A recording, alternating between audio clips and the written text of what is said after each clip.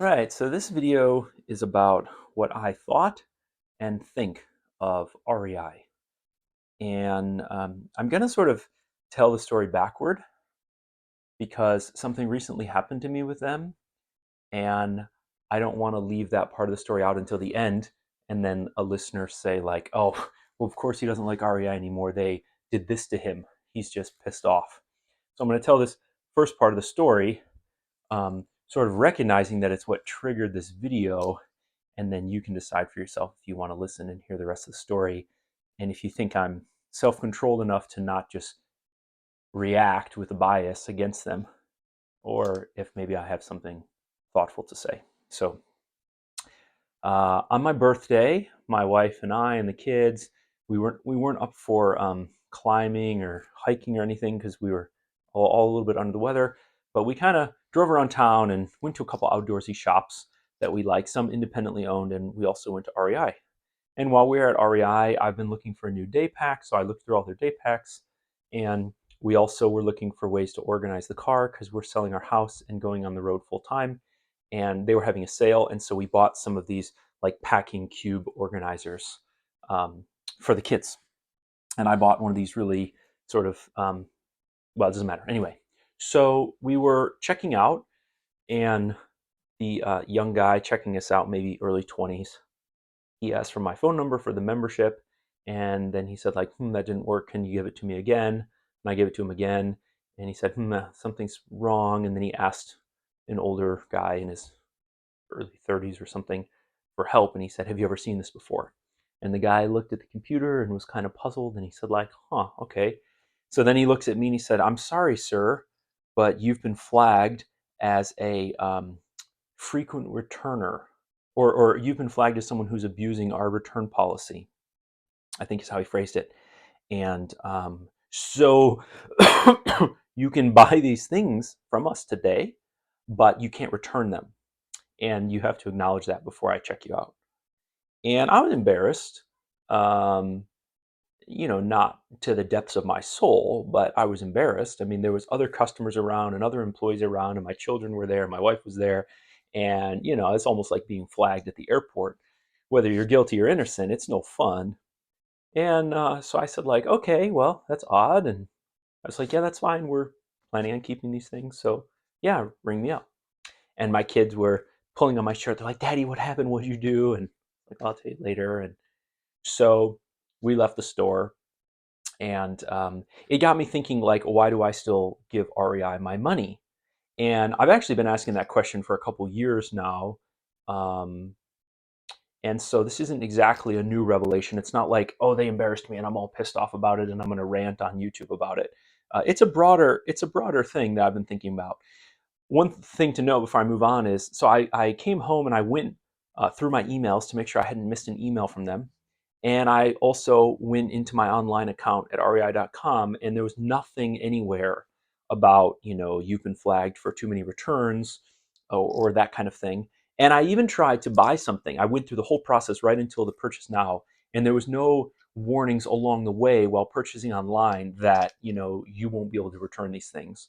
So I think there's like a real disconnect between, whatever corporate has decided, like too many returns, and all of that, and what happened in the store. So I don't think they handled it really well. I do think that there's a place to limit returns because I do think it's abused. I don't think I'm an abuser, but everyone's entitled to their own opinion. I I have a pretty strong suspicion and understanding as to why I got flagged for that. I'll go into that in a minute. But I obviously I don't think they handled it very well. I think they could have easily, I have their app, they have my email, they could have emailed me and said, hey, you've been flagged for excessive returns, for the next year, you're on probation, something like that. And even that wouldn't have been pleasant, but it would have been better than sort of being embarrassed in front of, 4 or 5 customers and 3 or 4 employees and my family. So anyhow, I think they missed the boat on that. But more than that, I think that REI's value to society is declining and has declined over time since the advent of the internet, since the advent of YouTube, and because of some business choices they've made.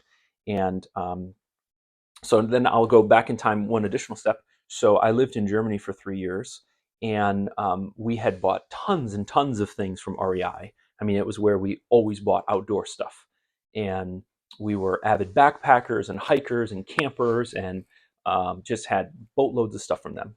And while living in Germany, there was a couple things that we decided we wanted to return. And while in Germany, we couldn't return them.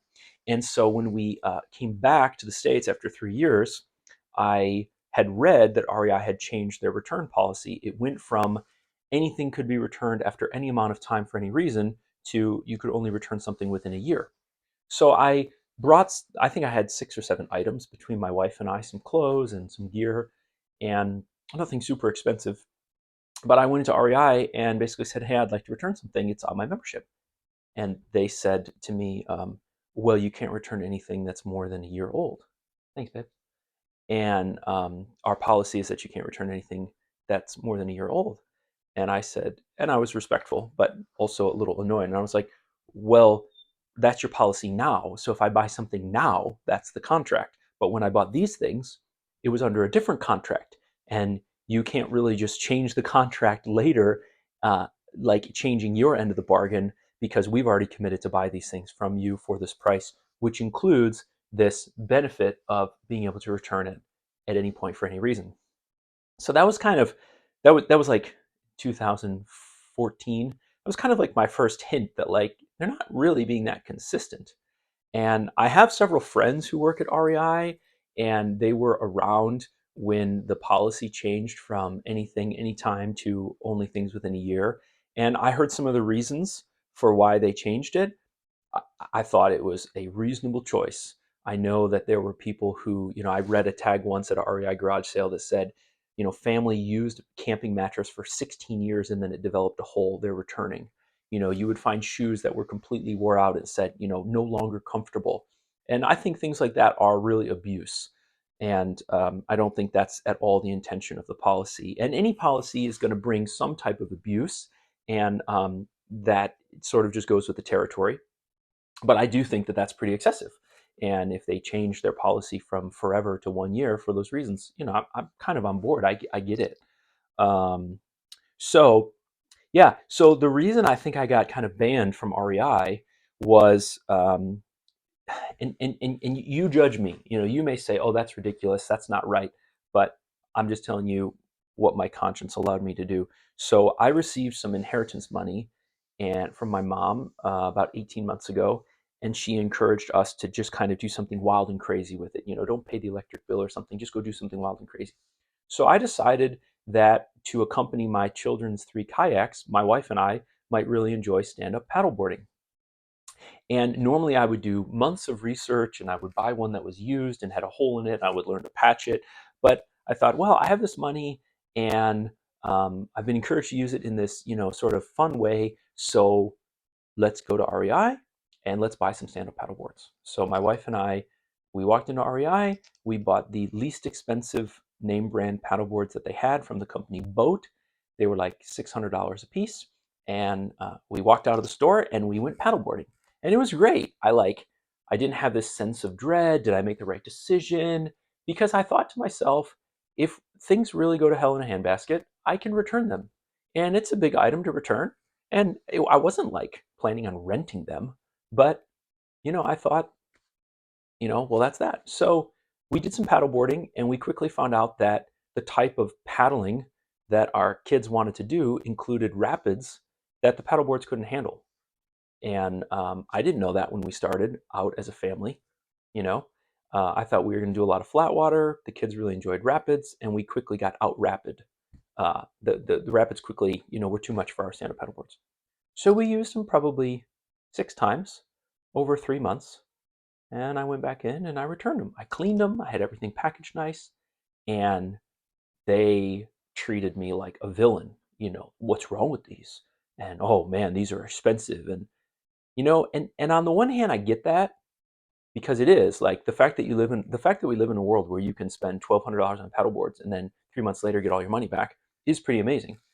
But the thing that bothers me so much about companies, especially REI, maybe not especially REI, just including REI, is their marketing department offers like these promises like, oh, buy with a clear conscience, and we have your back, and hassle-free returns, and no worries, and you know, don't love it after a year? No problem, bring it back.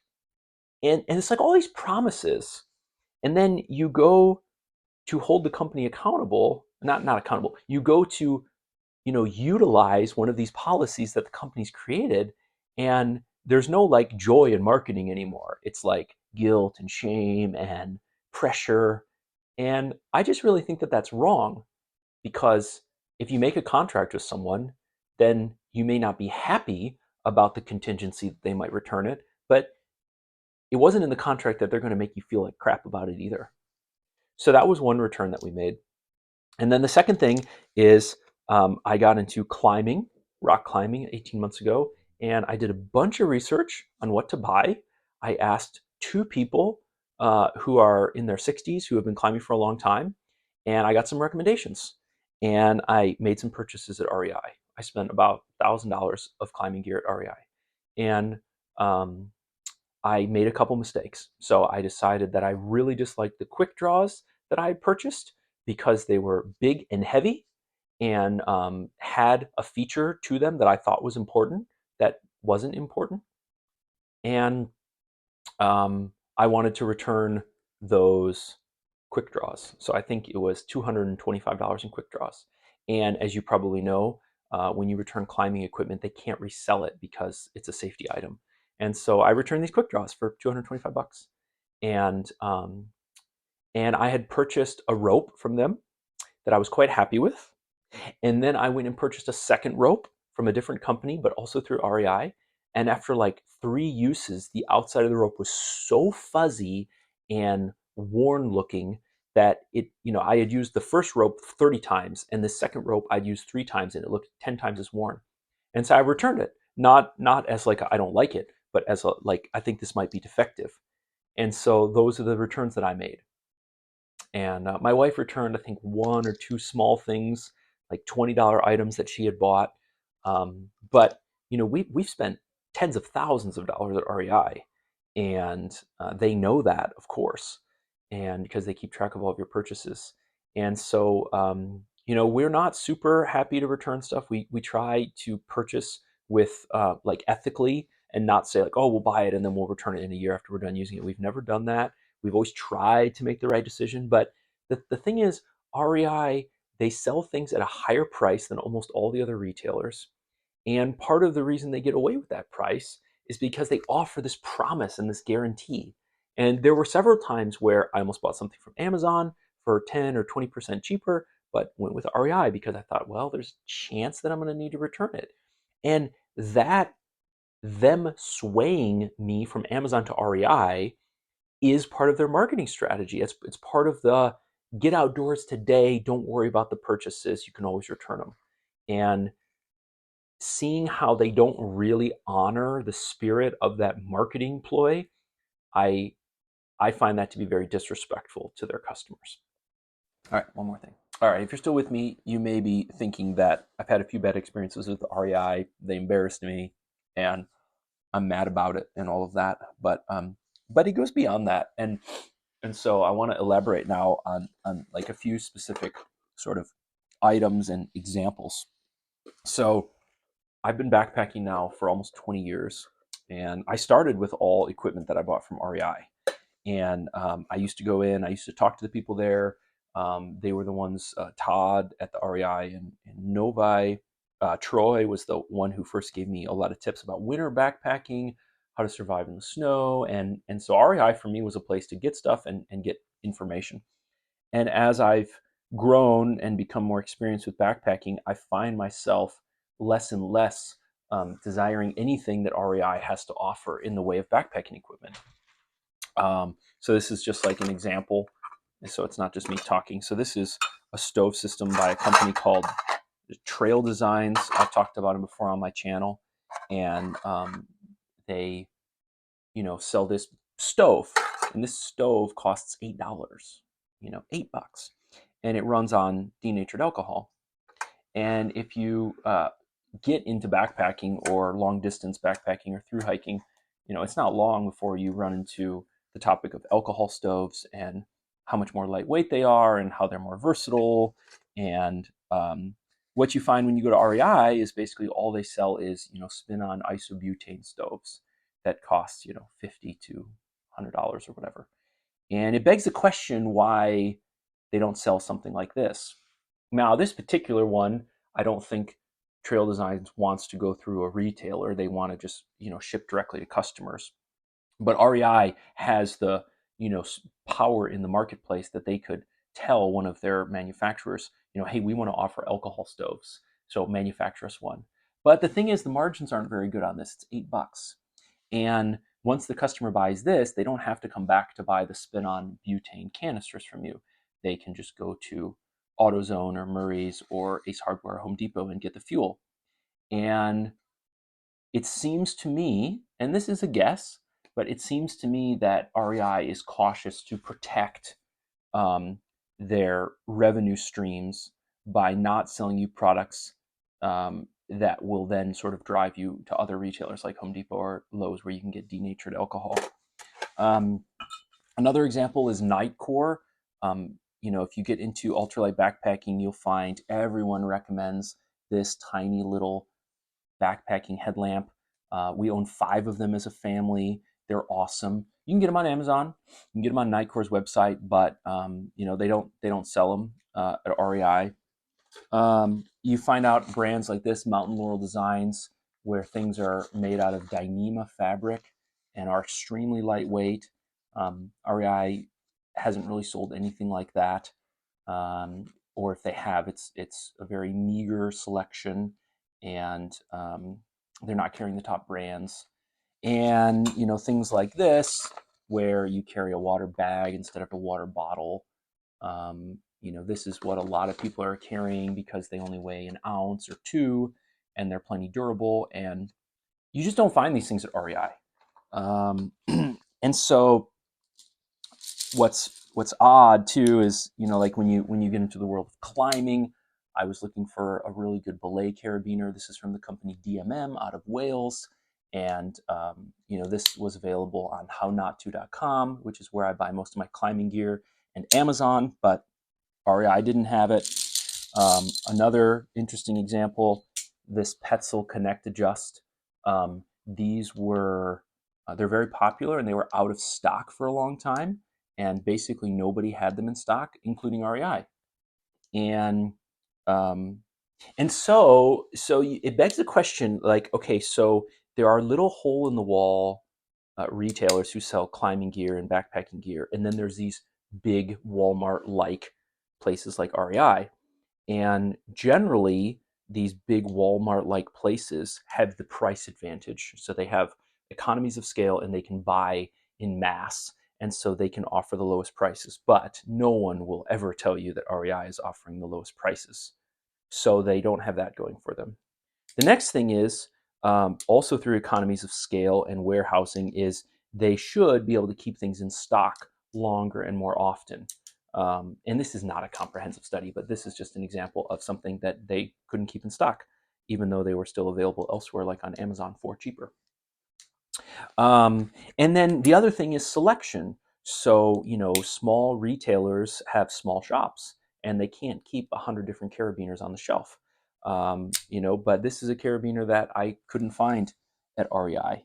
In fact, there's quite a lot of carabiners that I have here that REI doesn't keep in stock, and I have to buy through specialty shops. Variation in Prusik designs, VT Prusiks, slings, quad length slings. There's just actually a lot that they don't keep in stock. And it's kind of disappointing because that's one of those things that you could or should expect from one of those big retailers that you can't expect from the little guys.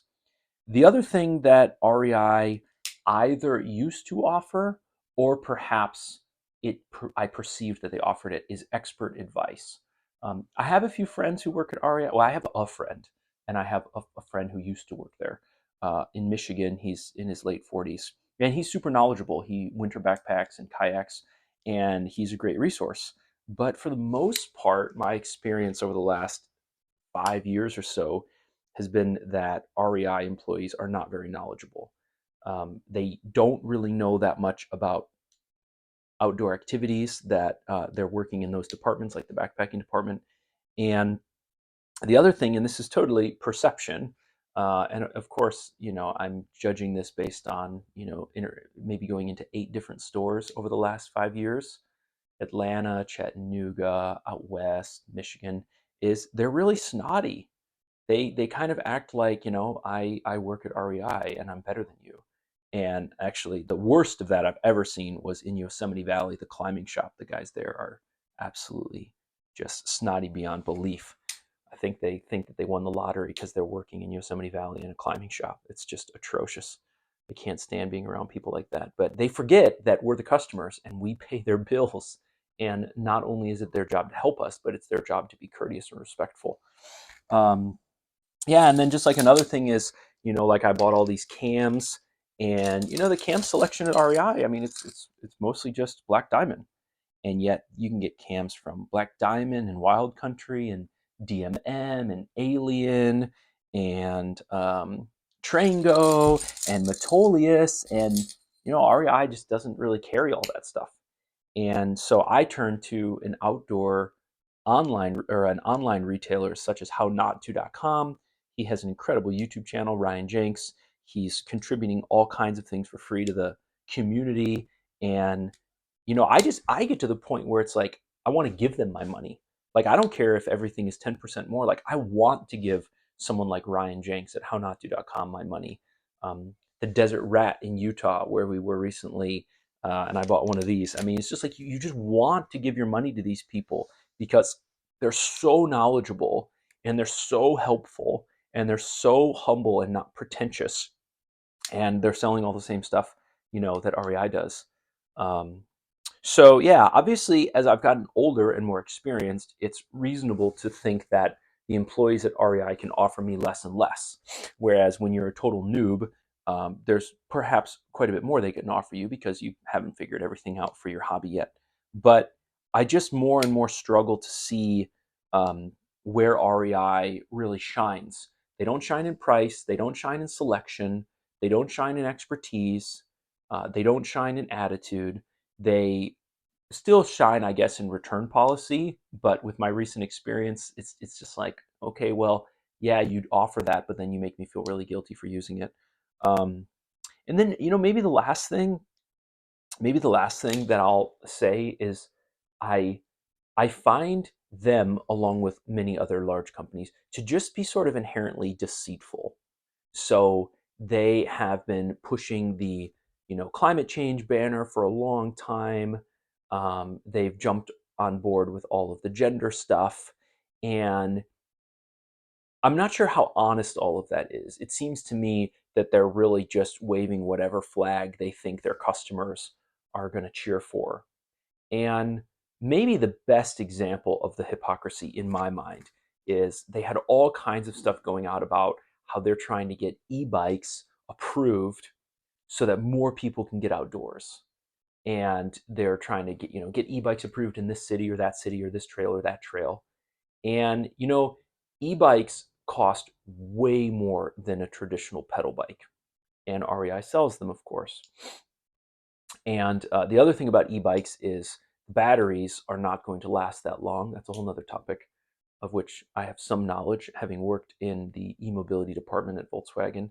But it's yeah, way bigger profit margins. They get to sell more expensive bikes, and I just think it's a really hypocritical thing. If you're pushing, the climate, and we shouldn't be consuming energy, but then you're simultaneously telling people, don't pedal a bike and burn the calories yourself and become more fit and thin. Let an electric bike do the pedaling for you. To me, that's a total it's a total contradiction between those two um, worldviews, let's say. And of course, there's a conflict of interest because they want to sell more e-bikes. And therein lies a big problem, I think, with so many of these manufacturers is, you know, what would give people more access to the outdoors is if they would eat better, exercise, and shed 100 pounds. But REI doesn't want to be the one to tell people that. They want to be the one to sell you a product. and and so they push the e-bike thing to get more people in the great outdoors, rather than saying, stop eating so many Cheez-Its and get off the couch and get into the great outdoors. And and therein lies also this, when I went to the Boundary Waters to canoe camp for 5 days, I watched an introductory video, and I thought this guy did such a good job. One of the things he said is, outdoor retailers have convinced you that if you're not going into the backcountry with 100% merino wool socks, you ought not be in the backcountry.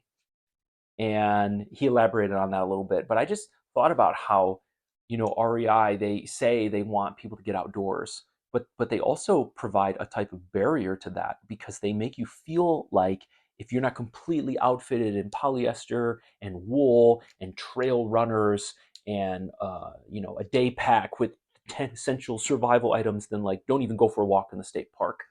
And so much of that is just a total crock. I mean, you look at marketing information from the 80s, and people were canoeing in jeans. I saw it the other day. It was laughable. Nowadays, no one would be caught dead in the great outdoors in jeans and be considered a avid outdoorsman. So I just really find a lot of their marketing to really quite be deceitful. And I'm not claiming that they're more deceitful than any other, big company that size. Maybe it's just I see it a little bit more because I'm into the great outdoors more than I am into other things. So anyway, I think the place that REI has in the world is basically for rich beginners. If you are wealthy and you want to get into biking or climbing or hiking or whatever, you can walk into REI, you can drop a lot of money, and you can walk out fully loaded. They have basically one of everything that you'll need. You can well, not climbing, of course, but you can basically do the same thing at Walmart. You can walk into Walmart and you can buy Ozark Trail stuff, and you can go camping as a beginner. And that's why I say REI is for rich beginners. I just don't find real serious avid outdoorsmen selecting products that are on offer at REI. They're finding alternatives like hownotto.com, Gossamer Gear, Mountain Laurel Designs, Garage Grown Gear, um, Trail Designs, something like that. And they're not going through REI anymore. So, all right, well, that's my analysis. Probably more than you bargained for. If you're still listening and you didn't like that, give this thing a thumbs down. I'm trying to be fair. I'm not trying to just rag on REI. I've spent thousands and thousands and thousands of dollars there. They still offer some good stuff. They manufacture some of their own equipment. Our tent is from REI. I really like our tent.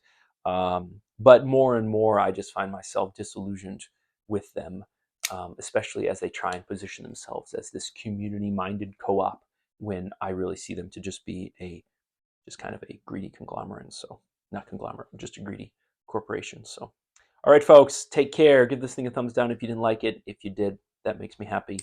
And God bless. I wish you a wonderful day. Bye-bye.